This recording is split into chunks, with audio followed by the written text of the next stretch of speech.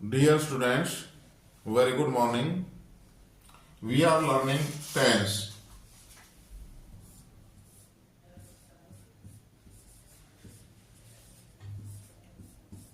Tense tense means क्या होता है? काल या समय। टेंस का अर्थ क्या होता है प्यारे बच्चों? काल या समय। टेंस की डेफिनेशन हमने कल की थी कि the form of a verb which express the time and degree of an action when it occurs is called tense. और फिर हमने किया था कि टेंस तीन प्रकार के होते हैं। There are 3 kinds of tense. Tense तीन प्रकार के होते हैं। There are 3 kinds of tense. तीन प्रकार के होते हैं। Number 1 present tense, PRESENT present tense. Number 2 past tense. और number 3 future tense, FUTURE future tense. फिर आगे हमने किया था कि तीनों टेंसेस के प्रेजेंट टेंस वर्तमान काल। प्रेजेंट को क्या कहते हैं? वर्तमान काल, प्रेजेंट टेंस। पास्ट टेंस को भूतकाल और फ्यूचर टेंस को भविष्य काल। भविष्य काल। प्रेजेंट टेंस वर्तमान काल, जो अभी समय चल रहा है, जो कार्य इस समय में होते हैं उसको हम प्रेजेंट टेंस कहते हैं। पास्ट टेंस भूतकाल, जो कार्य अब से पहले बीते हुए समय में हो चुका है उसको हम पास्ट टेंस कहते हैं। फ्यूचर टेंस ऐसे कार्य जो आने वाले समय में होंगे उनको हम फ्यूचर टेंस कहेंगे। तो इन तीनों टेंसेस के चार पार्ट होते हैं। प्रत्येक के A indefinite, INDEFINITE indefinite, B continuous, CONTINUOUS continuous, C perfect, PERFECT perfect, और D perfect continuous, PERFECT perfect continuous, CONTINUOUS continuous. ये 4 पार्ट होते हैं। फिर हमने आगे से क्या था कि टेंस को हम T से प्रकट करेंगे, T से शो करेंगे। प्रेजेंट को PR से, पास्ट को P से, फ्यूचर को F से, और इंडेफिनिट को IND इंडेफिनिट, कंटिन्यूअस को CONT, परफेक्ट को PER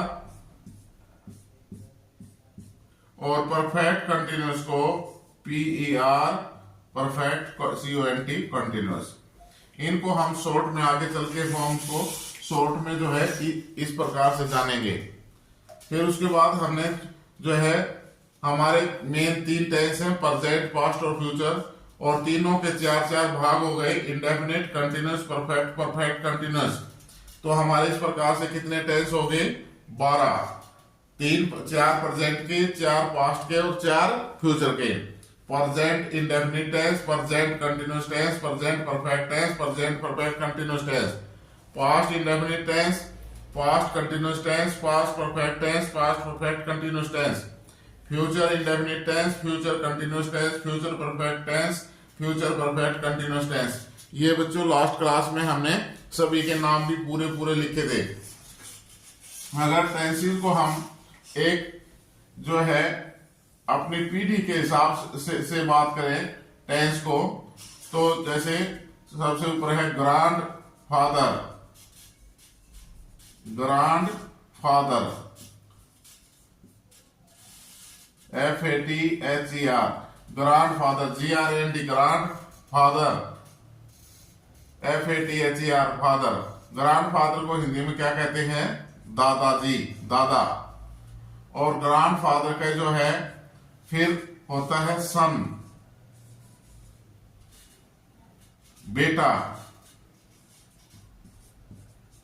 और फिर सन के जो बच्चे होंगे वो कहलाएंगे ग्रांड सन, ग्रांड सन। तो अगर हम ये कहें कि grandfather is a tense, grandfather tense का नाम है, टेंस जो है ग्रैंडफादर का नाम टेंस है, दादा है, दादा का नाम टेंस है, तो इसके 3 बेटे हैं।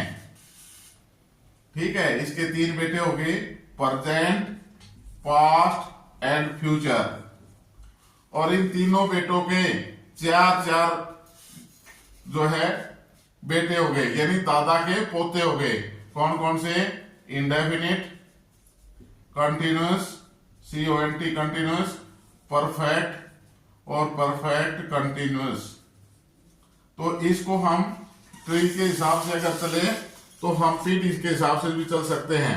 टेंस को हम दादा मान लेते हैं, ये दादा है, ग्रैंडफादर, और ये इसके 3 बेटे हैं, प्रेजेंट, पास्ट एंड फ्यूचर बेटे। और ये इंडेफिनिट, कंटिन्यूअस, परफेक्ट और कंटिन्यूअस, ये इनके पोते हो गए, ग्रैंड सन। ओके, इस तरह भी हम समझ सकते हैं। तो टेंस के बारे में हम जो है टेंस के नाम प्लीज राइट डाउन।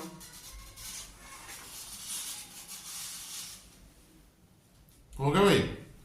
तो क्या है, टेंस के बारे में हम सीख चुके हैं। What is tense? टेंस की डेफिनेशन कर चुके हैं।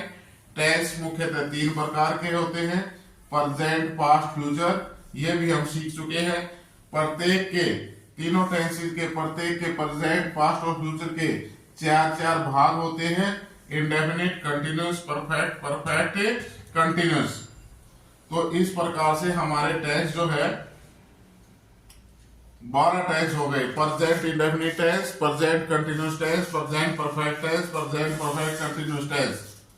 उसके बाद past indefinite tense, past continuous tense, past perfect tense, past perfect continuous tense, future indefinite tense, future continuous tense, future perfect tense और फ्यूचर परफेक्ट कंटिन्यूअस टेंस। इन tenses को आगे हम what is the sign of the tense, present tense और past tense और future tense, and what is the construction and तो हम जो है उससे पहले हमें सेंटेंस के बारे में जानना जरूरी होगा। SENTENCE सेंटेंस, हिंदी में बच्चों इसको वाक्य कहते हैं। Dear student please write down sentence. What is the definition of sentence? Please write down, लिखो। The group of words, GRO,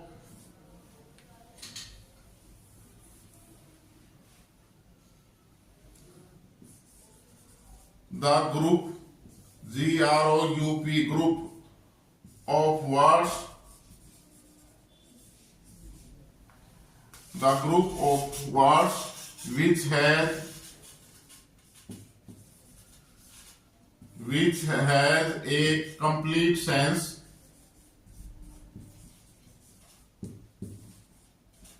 SENCE, and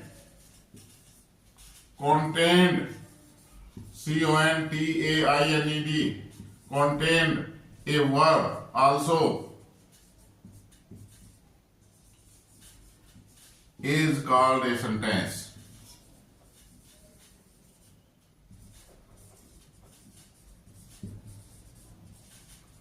प्यारे बच्चों, look at the blackboard. Sentence, the group of words, शब्दों का ऐसा समूह, group, GROUP, group of words, शब्दों का of means का के की, वर्ड्स शब्दों का समूह, ग्रुप मीन्स समूह, वर्ड्स मीन्स शब्दों, ऑफ मीन्स का के की, शब्दों का ऐसा समूह, विच जो कि, हैज रखता है या देता है, रखता है या देता है, ए कंप्लीट सेंस, पूरा भाव, कंप्लीट मीन्स पूरा, पूर्ण, सेंस मीन्स भाव, अर्थ, भाव या अर्थ, जो शब्दों का ऐसा समूह जो एक पूरा अर्थ निकालता है, पूरा भाव देता है, एंड और contained ए वर्ब आल्सो, और जिसके अंदर एक वर्ब भी है, contained ए वर्ब आल्सो, एक वर्ब भी है,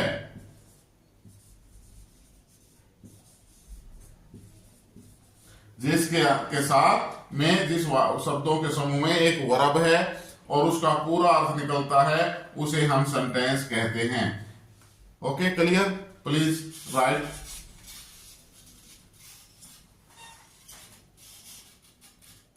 हो गया, लिख लिया भाई? Okay, thank you. अब सेंटेंस के बारे में आगे पढ़ेंगे, क्योंकि सेंटेंस के समझे बगैर हम टेंस में आगे नहीं बढ़ सकते हैं। सेंटेंस को हमने समझना जरूरी है। एज मैं लिखता हूं,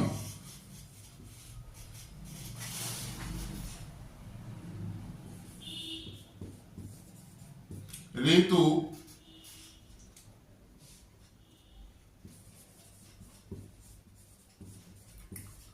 speaks a truth.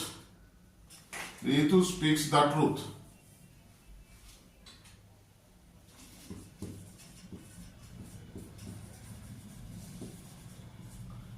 Ritu speaks the truth. Ritu सच बोलती है, रितु सच बोलती है। The boys are making a noise. लड़के शोर कर रहे हैं। ये मैंने दो सेंटेंस लिखे हैं भाई। The Ritu speaks the truth, Ritu सच बोलती है। क्लियर? वाक्य का अर्थ समझ में आ गया। दूसरी बात वो कहता है, इसके अंदर वर्ब है। वर्ब कौन सी है बच्चों? जिससे हमें वर्ब किसे कहते हैं? The word of phrase which express an action, जो किसी कार्य को दर्शाता है। इसमें पहले वाले कार्य वाक्य के अंदर क्या कार्य हो रहा है? इन द फर्स्ट सेंटेंस बोलने का, स्पीक्स, तो therefore speaks is the verb. The boys are making a noise, लड़के क्या कर रहे हैं? शोर कर रहे हैं। तो आर मेकिंग वर्ब है और वाक्य का अर्थ भी समझ में आ रहा है। तो therefore these are called sentences, इनको हम सेंटेंस कहेंगे क्योंकि इनका पूरा अर्थ निकल रहा है और वर्ब इनके साथ में है। ओके, अब kind of sentence.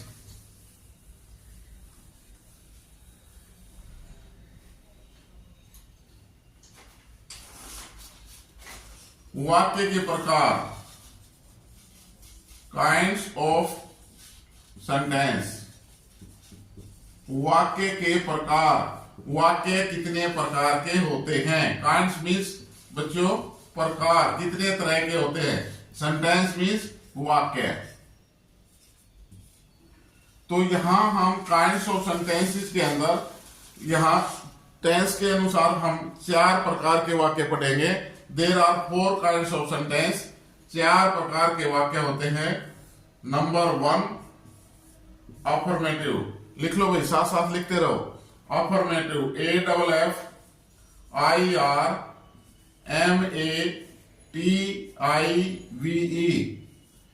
Affirmative,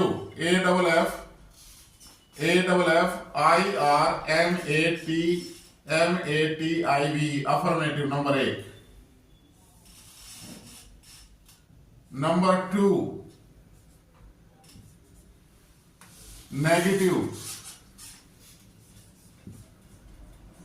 NEGATIVE, negative. Number 3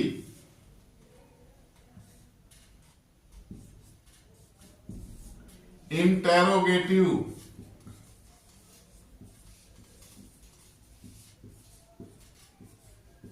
number 3 interrogative. और number 4 number 4 negative interrogative.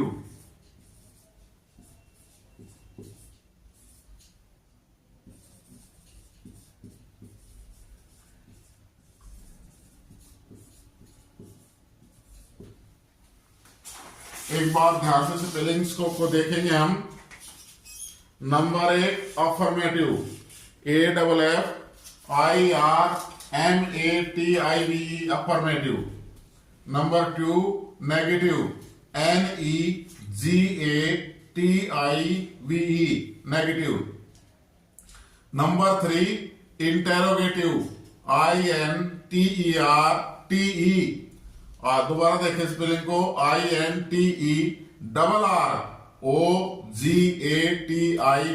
Interrogative. और number 4 negative interrogative, NEGATIVE negative interrogative, INTERROGATIVE negative interrogative. ये 4 प्रकार के सेंटेंस होते हैं।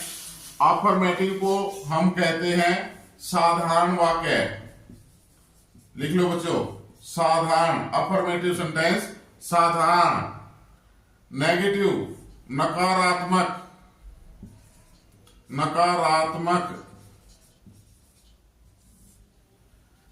नेगेटिव नकारात्मक। इंटेरोगेटिव प्रश्नवाचक, प्रश्नवाचक। और नेगेटिव इंटेरोगेटिव नकारात्मक प्रश्नवाचक, नकारात्मक प्रश्नवाचक।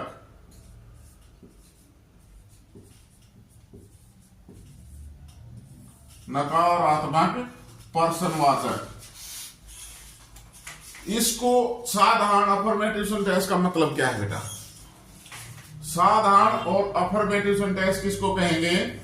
ऐसे सेंटेंसेस जिसमें सिंपली स्टेटमेंट की गई है, साधारण सिंपल बात कही गई है, ना तो उसमें नहीं का बोध है और ना ही प्रश्न पूछा गया है, उसको हम कहेंगे अफर्मेटिव सेंटेंस। ऐसे सेंटेंस जिसमें ना तो नहीं का बोध है और न ही प्रश्न पूछा गया है, उसको हम अफर्मेटिव सेंटेंस कहेंगे। नेगेटिव सेंटेंस ऐसा वाक्य, ऐसा सेंटेंस जिसमें नहीं का बोध हो। नेगेटिव नकारात्मक सेंटेंस किसे कहेंगे? जिसमें नहीं का बोध हो, मना किया गया हो। ओके। इंटेरोगेटिव सेंटेंस जिसमें प्रश्न पूछा गया हो, प्रश्न का बोध हो, जिसमें प्रश्न का बोध हो, प्रश्न पूछा गया हो। और नेगेटिव इंटेरोगेटिव जिसमें नहीं का भी बोध हो और प्रश्न भी पूछा गया हो, उसको हम कहेंगे this is the negative interrogative sentence, नकारात्मक प्रश्नवाचक वाक्य। इनकी शॉर्ट फॉर्म बच्चों, अफर्मेटिव को हम आगे चल के लिखेंगे AFF, AFF से। Please right. अफर्मेटिव को हम लिखेंगे AFF से। नेगेटिव को हम लिखेंगे NEG से, NEG से नेगेटिव। इंटेरोगेटिव को हम लिखेंगे INT इंटेरोगेटिव। और नेगेटिव इंटेरोगेटिव को लिखेंगे NEG और INT नेगेटिव इंटेरोगेटिव।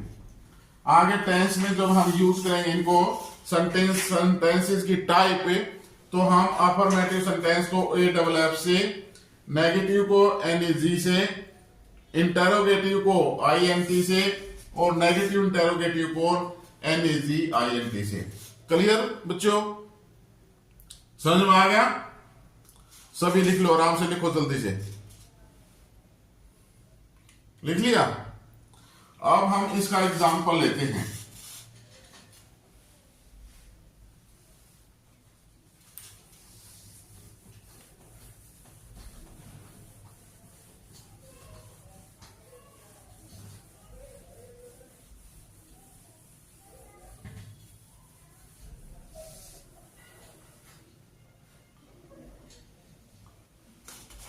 एज जैसे कि साहिल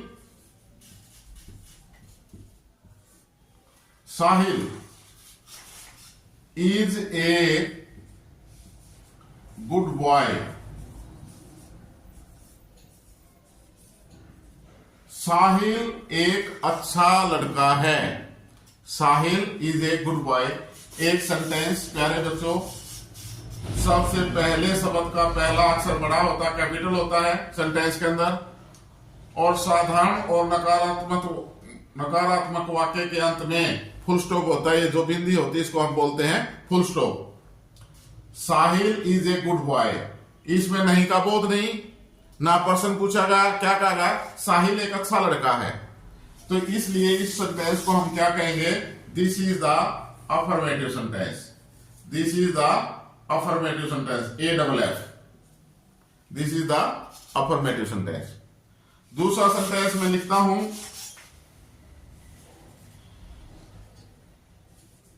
साहिल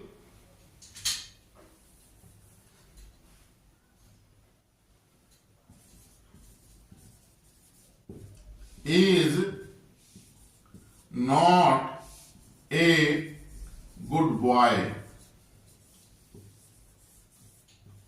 साहिल is not a good boy. साहिल अच्छा लड़का नहीं है। साहिल is not a good boy. साहिल अच्छा लड़का नहीं है। तो इसमें नहीं का बोध हो गया। तो इसके अंदर इसको हम कौन सा सेंटेंस कहेंगे, this is the negative sentence. This is the negative sentence, NEG negative. Okay, next sentence में लिखता हूं, is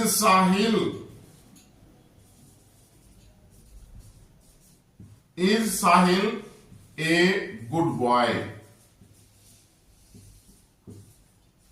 is Sahil A good boy. जब इज ए मार सेंटेंस में सब्जेक्ट से पहले आ जाते हैं वाज वर, तो उसका मतलब मीनिंग क्या हो जाता है, क्या साहिल। यदि सब्जेक्ट से पहले, दोबारा सुने, सब्जेक्ट से पहले इज ए मार वाज वर हैज हैव आ जाते हैं, यानी एक्सिलरी वर्ब, जिनको आगे चल के हम पढ़ेंगे एक्सिलरी वर्ब, तो इसको हम क्या कहेंगे, तो इसका सेंटेंस के अंदर जब अगर एक्सिलरी वर्ब सब्जेक्ट से पहले रहती है तो हम मीनिंग क्या बन जाता है, क्या। सब्जेक्ट से पहले एक्सिलरी वर्ब आते ही यहां क्या बन जाएगा मीनिंग, वाक्य के आगे क्या लग जाएगा, is Sahil A good boy. Is Sahil A good boy. क्या साहिल एक अच्छा लड़का है। पर्सन का बोध हो गया भाई, यानी यहां क्या है, इज आते हाथ पर्सन क्या को भी भूल जाओ।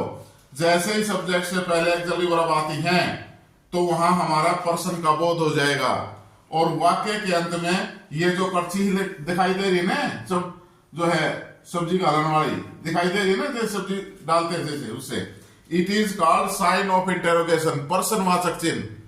जब वाक्य में पर्सन का बोध हो, पर्सन पूछा गया हो, तो वाक्य के अंत में हम क्या करेंगे, साइन ऑफ इंटेरोगेशन लगा देंगे। Is Sahil A good boy. क्या साहिल एक अच्छा लड़का है। तो दिस इज द पर्सन पूछा गया है, तो इसको हम क्या कहेंगे, it is an interrogative sentence. It is an interrogative sentence. Next sentence में लिखता हूं, is Sahil not a good boy. Is Sahil not a good boy. इसमें पर्सन का ही बोध है और नहीं का ही बोध है। क्या साहिल एक अच्छा लड़का नहीं है। क्या साहिल एक अच्छा लड़का नहीं है। तो इसको हम कहेंगे negative interrogative sentence. Negative interrogative sentence. Am I clear. There are 4 kinds of sentences. Sentence 4 प्रकार के होते हैं। अफर्मेटिव, जिस सेंटेंस के अंदर अफर्मेटिव सेंटेंस कौन सा होता है बच्चों, ऐसा सेंटेंस जिसके अंदर सिंपली बात कही जाती है। ऐसा सेंटेंस जिसमें सिंपली बात कही गई हो उसको हम क्या कहेंगे? This is the affirmative sentence. AFFIRMATIVE affirmative. Sahil is a good boy. Sahil एक अच्छा लड़का है। इसमें सिंपली बात क्या कह रखी है? ना तो इसमें जो है पर्सन का बोध है और ना ही नहीं का बोध है, इसलिए हम इसको क्या कहेंगे? ये अफर्मेटिव सेंटेंस है। दूसरे सेंटेंस के अंदर Sahil is not a good boy. Sahil एक अच्छा लड़का नहीं है। इसमें क्या है? नहीं का बोध किया गया है, तो इसलिए इसको हम क्या कहेंगे? This is the negative sentence. तीसरे सेंटेंस को अगर हम देखते हैं, चलते हैं, is Sahil A good boy. क्या साहिल एक अच्छा लड़का है? इसमें पर्सन का बोध है, तो इसको हम कहेंगे this is the interrogative sentence. INTERROGATIVE। Next sentence हमारा, is Sahil not a good boy.